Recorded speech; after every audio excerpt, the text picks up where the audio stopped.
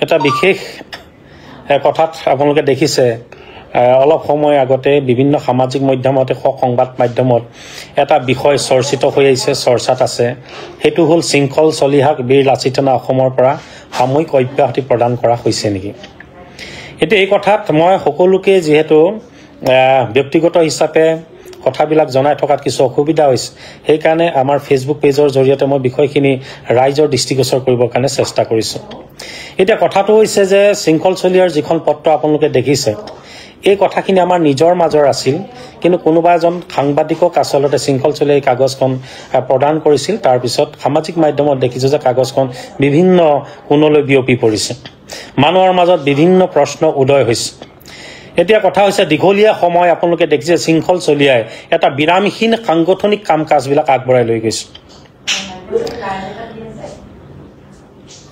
তেওঁৰ যি ধৰণৰ এই সময়ত কিছু বিশ্ৰামৰ যিটো প্ৰয়োজন আছিল কিন্তু বিশ্ৰাম ল'বৰ কাৰণে কিছু অৱকাশ তেওঁৰ নাছিল আৰু সেই কাৰণে আপুনি তাৰ সমান্তৰালভাৱে আপোনালোকে দেখিব যে কেইদিনমানৰ পৰা সামাজিক মাধ্যমতে হওক সংবাদ মাধ্যমতে হওক এছাম ন্যস্ত স্বাৰ্থ জড়িত মহলে উদ্দেশ্য প্ৰণোদিতভাৱে ষড়যন্ত্ৰমূলকভাৱে শৃংখল চলিহাক অপবাদ দিবৰ কাৰণে বা কেতিয়াবা কংগ্ৰেছৰ বা কেতিয়াবা বিজেপিৰ এজেণ্ট হিচাপে কাম কৰি থকাৰ বিভিন্ন অভিযোগ ইফালে প্ৰদান কৰি আহিছে যাৰ জৰিয়তে আপোনালোকে দেখিব সাংঘাতিক ধৰণে মানসিক অন্তৰ্দ্বন্দ্বতাৰ মানসিক অশান্তিত ইতিমধ্যে শৃংখল চলিয়া লাহে লাহে ভুগিবলৈ আৰম্ভ কৰিছে এতিয়া তাৰ সমান্তৰালভাৱে যেতিয়া ৰাইজৰ কাৰণে জাগ্ৰত ৰূপত কাম কৰি থকা কোনোবাজন সৈনিকক অযথা অহেতুক বিভিন্ন পক্ষই বিভিন্ন ভুৱা অভিযোগ দাখিল কৰে বিভিন্ন বদনাম কৰিবৰ কাৰণে উঠি পৰি লাগে বা বিভিন্ন অপবাদ জাপি দি এটা আখৰিক তৃপ্তি তেওঁলোকে লবিবলৈ আৰম্ভ কৰে তেতিয়ালে পৰিয়ালৰ বহু ব্যক্তি থাকে যিসকলৰ সাংঘাতিক ধৰণে মানসিক তেওঁলোকে কষ্ট অনুভৱ কৰে গতিকে সেয়েহে বীৰ লাচিত সেনাৰ আজি এখন কাৰ্যনিৰ্বাহকতে শৃংখল চলিয়াৰ লগতে আলাপ আলোচনা কৰি আজি ব্যক্তিগত হিচাপেও শৃংখল চলিয়াৰ লগত প্ৰায় মোৰ এঘণ্টা সময় বাৰ্তালাপ হৈছে কালি গুৱাহাটীত আমি দুইজন একেলগে আছিলো গতিকে এইকাৰণে এটা আলোচনা হৈছে যে তেওঁ কিছু বিশ্ৰামৰ প্ৰয়োজনীয়তা আছে ডক্টৰৰ লগতো কিছু পৰামৰ্শ লোৱা হ'ল তেওঁক এটা কথাই কোৱা হ'ল যে তেওঁ এটা ৰেষ্টলেছ ব্ৰেইন হৈ গৈছে তাৰ সমান্তৰালভাৱে তেওঁ পৰিয়ালক যি ধৰণে সময় দিবলৈ আছিল তেওঁৰ মাকক তেওঁৰ পৰিবাৰক যি ধৰণে সময় দিবলগীয়া আছিল তেওঁলোকৰ সময় অতিবাহিত কৰাৰ যিটো প্ৰয়োজন আছিল এই লাহে লাহে সংগঠনিক এটা ব্যস্ত কাৰ্যসূচীৰ কাৰণে তাৰ পৰা তেওঁ বিৰত থাকিবলগীয়া হৈছে সেয়েহে আমি ভাবো যে ভৱিষ্যতলৈকে শৃংখল চলিয়া হৈ থাকিব লাগিব ভৱিষ্যতলৈকে জাতীয় জীৱনত যেতিয়া সমস্যা আহিব প্ৰত্যাহ্বান আহিব তেতিয়া বজ্ৰকণ্ঠৰে শৃংখল চলিয়াই প্ৰত্যেকটো খিলঞ্জীয়া মানুহৰ সাহস আত্মবিশ্বাসৰ প্ৰত্যয় হিচাপে থিয় হৈ থাকিব লাগিব সেইকাৰণে শৃংখল চলিয়াক সাময়িকভাৱে বীৰ লাচিত সেনা অসমক তেওঁক কিছু বিশ্ৰাম প্ৰদান কৰা হৈছে যেতিয়াই শৰীৰ সুস্থ হৈ উঠিব পুনৰ জাগ্ৰত ৰূপত খিলঞ্জীয়াৰ এই ত্ৰাণকৰ্তাৰ ৰূপত খিলঞ্জীয়া মানুহৰ যিটো আত্মপ্ৰতিষ্ঠাৰ যিখন সংগ্ৰাম এই সংগ্ৰামখনৰ অধিক শক্তিশালী ৰূপত আগবঢ়াই লৈ যোৱা শৃংখল চলিয়াক ন ৰূপত আপোনালোকে দেখিবলৈ পাব এতিয়া কথাটো হৈছে যে এছাম আপোনালোকে মানুহ দেখিছে যিসকলে অহেতুকভাৱে শৃংখল চলিয়াক সমালোচনাৰ কেন্দ্ৰবিন্দু কৰি লৈছে তেওঁলোকে সামাজিক মাধ্যমত বিভিন্ন ধৰণৰ কথা বতৰা লিখি তৰল হস্তীয়া কথা বতৰাই লিখি তেওঁলোকে মানসিকভাৱে হাৰাশাস্তি কৰি তেওঁলোকে আখৰিক তৃপ্তি লভাৰ আমাৰ দৃষ্টিগোচৰ হৈছে আজি নাগৰিক সভা শিৱসাগৰ নাগৰিক সভা হৈছে পুৱাতে শৃংখল চলিয়াই মোলৈ ফোন কৰিছে ফোন কৰি খুব সুন্দৰভাৱে এটা সুন্দৰ মন লৈ যাতে শিৱসাগৰ সদায় শিৱসাগৰ হৈ থাকে শিৱসাগৰ যাতে কোনো সাম্প্ৰদায়িক বিষবাস্প বিয়পাব নোৱাৰে যিবিলাক অপশক্তিয়ে শিৱসাগৰ বাকীৰ মাজত সাম্প্ৰদায়িক বিষবাস্প বিয়পাই তাৰ মাজত খিলঞ্জীয়া মানুহ ভাগ ভাগ কৰিবৰ কাৰণে এক কুটিল ষড়যন্ত্ৰত লিপ্ত হৈছে তাক যাতে নহয় তাৰ কাৰণে তেওঁ নাগৰিক সভাখনলৈ গৈছিল কিন্তু আমি দেখিবলৈ পালো যে ৰাতিপুৱাই এজন বিধায়ক এজন ৰাজনৈতিক দলৰ বিধায়কে শৃংখল চলিয়াৰ সন্দৰ্ভত যি ধৰণৰ খুব দৃষ্টিকটুভাৱে খুব তৰল হস্তীয়া ধৰণৰ কথা বতৰা কৈ তেওঁক এটা অপবাদ দিবৰ কাৰণে চেষ্টা কৰিলে জনমানসত শৃংখল চলিয়াৰ ভাৱমূৰ্তি নাশ কৰিবৰ কাৰণে তেওঁ চেষ্টা কৰা আমাৰ দৃষ্টিগোচৰ হ'ল তাৰ সমান্তৰালভাৱে আপুনি দেখিছে যে যি সময়ত খুব শক্তিশালী ৰূপত দিন ৰাত একাকাৰ কৰি অসমীয়া মানুহৰ যিবিলাক শংকা মনত ইতিমধ্যে পুহি ৰাখিছে যিবিলাক বিষয় মানুহক আসন্ন কৰি ৰাখিছে তাৰ নিৰ্মূল নিৰাময় কৰিবৰ কাৰণে শৃংখল চলিয়াই যোৱা সময়ত কাম কৰিছে বিৰামহীনভাৱে কাম কৰি গৈছে কিন্তু এনেকুৱা সময়ত শৃংখল চলিয়াক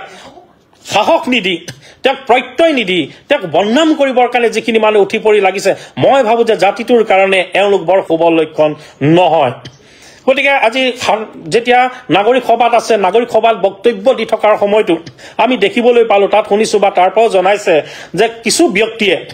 তেওঁক কথা কোৱাৰ মাজত বাধা প্ৰদান কৰিছে আৰু ইমানতে কথা সামৰিব লাগে বুলি এই মই চিঞৰ বাখৰ লগাইছোঁ।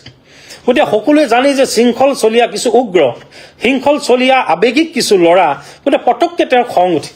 গতিকে সেইকাৰণে যিসকলে নাগৰিক সভাৰ কথাটো লৈ কৈছে তাৰ পৰা ওলাই গুচি গৈছে। এতিয়া মই সেইকাৰণে কৰোঁ যে বহুতে কৈ আছে যে কেইদিনমান আগত অখিল গগৈ এখন পত্ৰ প্ৰেৰণ কৰিছিল, তাৰ সমান্তৰালভাৱে বিভিন্ন পক্ষই অভিযোগ কিবা দাখিল কৰিছে বুলি কৈছে বীৰ লাচিত সেনা মঞ্চলৈ। আমি বীৰ লাচিত সেনা অসমৰ মঞ্চৰ পৰা মুখ্য সচিবে তাৰ এটা কথা খুব স্পষ্টভাৱে জনাই দিছোঁ, সেইটোৱে হ'ল যে কোনোবা ৰাজনৈতিক দলৰ বা কোনোবা বিষয়ে হয় আমি সকলোৱে পৰামৰ্শ গ্ৰহণ কৰিম, আমাৰ যদি কিবা ভুল আছে তাক শুধৰণি কৰি ভৱিষ্যতলৈ সংগ্ৰামৰ বাট তৈয়াৰ কৰিবৰ কাৰণে আমি চেষ্টা কৰিম। ভৱিষ্যতলৈ আমাৰ মাজত যিবিলাক ভুল হৈছে তাক পুনৰাবৃত্তি নকৰিবৰ কাৰণে আমি সংগ্ৰামখনক সজাই পৰাই আমি আগবঢ়াই লৈ যাবৰ কাৰণে তাত আমাৰ কোনো দ্বিমত নাই। কিন্তু কাৰোবাৰ কথা মতে বীৰ লাচিত সেনাই উঠা বহা কৰিব বা কোনোবাই জনোৱা অভিযোগকে বীৰ লাচিত সেনাৰ সংগ্ৰামী সত্তাটোক প্ৰভাৱিত কৰিব, ই কোনো দিন কিন্তু সম্ভৱ নহয়। গতিকে বিশেষ কথা একোৱেই নাই। বিৰামহীনভাৱে থকা শৃংখল চলীয়া কিছু বিশ্ৰাম দিবৰ কাৰণে শৃংখল চলীয়াৰ মাতৃয়ে যেনেধৰণে শৃংখল চলীয়াৰ সান্নিধ্য বিচাৰিছে, তেওঁৰ পৰিবাৰে যেনেধৰণে তেওঁৰ লগত সময় পাৰ কৰিব বিচাৰিছে, গতিকে সকলোৰে লগত আলাপ আলোচনা কৰি কেন্দ্ৰীয় সমিতিৰ সকলো বিষয় আমি একেলগে একত্ৰিতভাৱে পৰিয়ালৰ এই সময়ত আমি ঐক্যবদ্ধ হৈ আছোঁ আৰু শৃংখল চলীয়াও যাতে মানসিকভাৱে কিছু সুস্থ সবল হয়, এটা সুস্থিৰ মন লৈ আহে, তাৰ কাৰণে আৰু ডাক্তৰৰ লগত কালিৰ পৰা আপুনি তেওঁৰ শৃংখল চলীয়াৰ লগত একেলগে ঘূৰি ফুৰিছে, গম পাব যে কেইদিনমান আগৰ পৰা গোলাঘাট জিলা সমিতিৰ মুখ্য সচিব অভিলাষ বৰা তেওঁৰ লগত দিন ৰাত একাকাৰ কৰি ঘূৰি ফুৰিছে। অভিলাষ বৰাকো যদি কোনোবাই সোধে নিশ্চিতভাৱে গম পাব যে শৃংখল চলীয়া কেনেধৰণে অসুস্থ হৈ আছে। গতিকে এই সময়ত বেলেগ কোনো বিতৰ্ক নাই। শৃংখল চলীয়া অসমৰ জাতীয় জীৱনৰ কাৰণে এটা সম্পদ, বীৰ লাচিত সেনা অসমৰ কাৰণে এটা সম্পদ। গতিকে এই সম্পদটোক সদায় সম্পদ কৰি আমি তৈয়াৰ কৰিব লাগিব। এটা জাতীয় সম্পদলৈ উত্তৰণ কৰাৰ সকলোৱে দিহা পৰামৰ্শৰ সহযোগিতা এই সত্তাটোক আমি কৰিব লাগিব। গতিকে এতিয়াৰ পৰাই পূৰ্ব নিৰ্ধাৰিত সকলো কাৰ্যসূচী চলি থাকিব। বীৰ লাচিত সেনা অসমে আমালৈ যিমানবিলাক অপবাদ আহিছে, অপবাদবিলাকক এতিয়া বুকু পাতি বীৰ লাচিত সেনাৰ প্ৰত্যেকজন তৃণমূলৰ পৰা উচ্চ পৰ্যায়লৈকে পদবীধাৰী সকলো সৈনিকে বুকু পাতি ল'ব। আৰু এতিয়া আমাক যিসকলে অযথা বীৰ লাচিত সেনাক সমালোচনাৰ কেন্দ্ৰবিন্দু কৰি লৈছে, যিসকলে বীৰ লাচিত সেনাৰ সত্তাটোক তেওঁলোকে অবিশ্বাসৰ এটা পোছাক পিন্ধাবৰ কাৰণে চেষ্টা কৰিছে, যিসকলে বীৰ লাচিত সেনাৰ আপোচবিন যিটো সত্তা, অদমনীয় যিটো সত্তা, ইয়াক কলুষিত কৰিবৰ কাৰণে অহৰহ নিৰলসভাৱে আপ্ৰাণ প্ৰচেষ্টা কৰিছে, তেওঁলোকক আমি এটা সতৰ্কবাণী দিব বিচাৰিছোঁ যে এতিয়াৰ পৰা যদি বীৰ লাচিত সেনাৰ সৈনিকসকল অযথা হকে বিহকে যদি সমালোচনা কৰি থাকে, সমালোচনা গঠনমূলক কৰক, আমাৰ ক'বলগীয়া একো নাই। কিন্তু সমালোচনা যদি এটা নিকৃষ্ট পৰ্যায়ৰ হয়, একেবাৰে তৰল সস্তীয়া ধৰণৰ কথা বতৰা হয়, তেতিয়াহ'লে কিন্তু বীৰ লাচিত সেনা সৈনিকসকলে এতিয়াৰ পৰা নিজাববীয়াকৈ কিছু কাৰ্য ব্যৱস্থা গ্ৰহণ কৰিব। গতিকে কালিও আমি ইতিমধ্যে সেই পদক্ষেপ আমি গ্ৰহণ কৰিছোঁ। গতিকে এইষাৰ কথাকে ক'লোঁ যাতে ৰাইজে বিতৰ্ক নকৰে। আৰু মই ৰাইজক এটাই কওঁ যে বহু মৰম চেনেহ বীৰ লাচিত সেনাৰ পৰিয়ালটোক অসমৰ ৰাইজে দিছে। অসমৰ ৰাইজৰ হিয়াৰ কোনোবাখিনিত, বুকুৰ কোনোবাখিনিত আস্থা বিশ্বাসৰ এটা সোঁত তৈয়াৰ কৰিবৰ কাৰণে হৃদয় কোনোবাখিনিত সুকীয়া স্থান বীৰ লাচিত সেনাক ইতিমধ্যে আপোনালোকে দিছে। আৰু সেই সত্তাটোকে একো শক্তিশালী ৰূপত সন্মুখৰ পৰা আগবঢ়াই লৈ যোৱা শৃংখল চলীয়াকো আপোনালোকে যথেষ্ট মৰম চেনেহ দিছে। গতিকে এই সময়ত মই অসমবাসী ৰাইজক এটাই বিচাৰিম যাতে আপোনালোকে আশীৰ্বাদ দিব, ভৱিষ্যতলৈকে শৃংখল চলীয়া যাতে সদায় শৃংখল চলীয়া হৈ থাকে, এই আপোচবিন সত্তাৰে বজ্ৰকণ্ঠৰ যাতে অধিকাৰী হৈ থাকে, আপোচবিন সত্তাৰে যাতে খিলঞ্জীয়া মানুহৰ প্ৰত্যেকটো সমস্যাতে তেওঁ থিয় হ'ব পাৰে, এটা সুস্থ শৰীৰ, এটা সুস্থ মনৰ যাতে অধিকাৰী হয়, তাৰ কাৰণে সকলোৱে আশীৰ্বাদ কৰিব, প্ৰাৰ্থনা কৰিব। গতিকে এইখিনি কথাকে ৰাইজৰ দৃষ্টিগোচৰ কৰিলোঁ। কিছু বিভ্ৰান্তি বিয়পিছে, কিছু ভ্ৰান্ত ধাৰণা বিয়পিছে। গতিকে এই কথাখিনিকে আজি ক'বৰ কাৰণে মই সংবাদমেলখন আচলতে এই ফেচবুক লাইভৰ জৰিয়তে ৰাইজক অৱগত কৰিলোঁ। বিশেষ কথা আৰু অন্য একোৱেই নাই।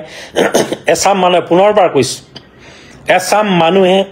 বীৰ লাচিত সেনা অসমৰ এই উত্থানমুখী যাত্ৰাত, বীৰ লাচিত সেনা অসমৰ এই উত্তৰণমুখী যাত্ৰাত কোনোবাখিনিত শংকিত হৈছে,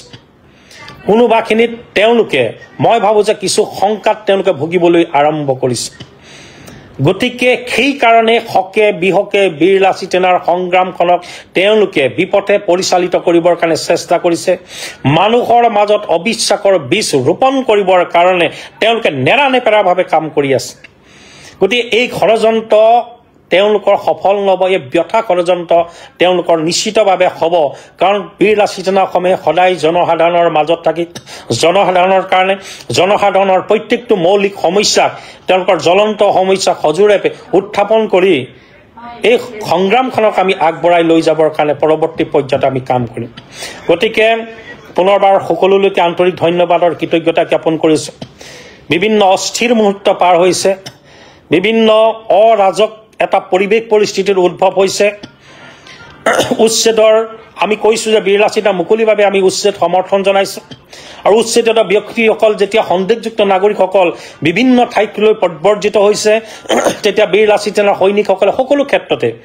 তেওঁলোকক বাধা প্ৰদান কৰিছে কিন্তু ইয়াৰ সমান্তৰালভাৱে আমি বীৰ লাচিত সেনা অসমে এই সমস্যাটোৰ এটা স্থায়ী সমাধানো আমি বিচাৰিছোঁ গতিকে চৰকাৰখনে কেৱল যাতে ৰাজনৈতিক উদ্দেশ্য প্ৰণোদিতভাৱে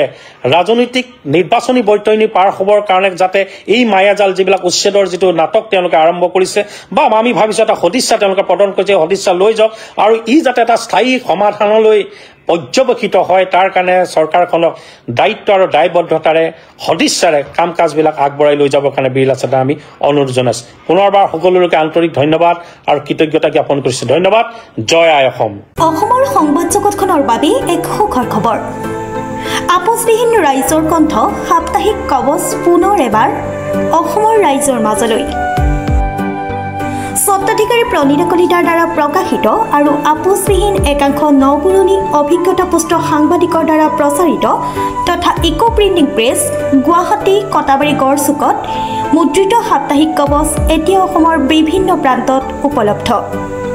আমাৰ ঠিকনা মুখ্য কাৰ্যালয় অসম ফৰেষ্ট স্কুল হৰিমন্দিৰ পথ গুৱাহাটী আৰু উপ কাৰ্যালয় Kalita market Bijoynagar Kamrup Assam mobile number হৈছে 9435114666 7002472813 আমাৰ ইমেইল আইডি হৈছে kobos2025@gmail.com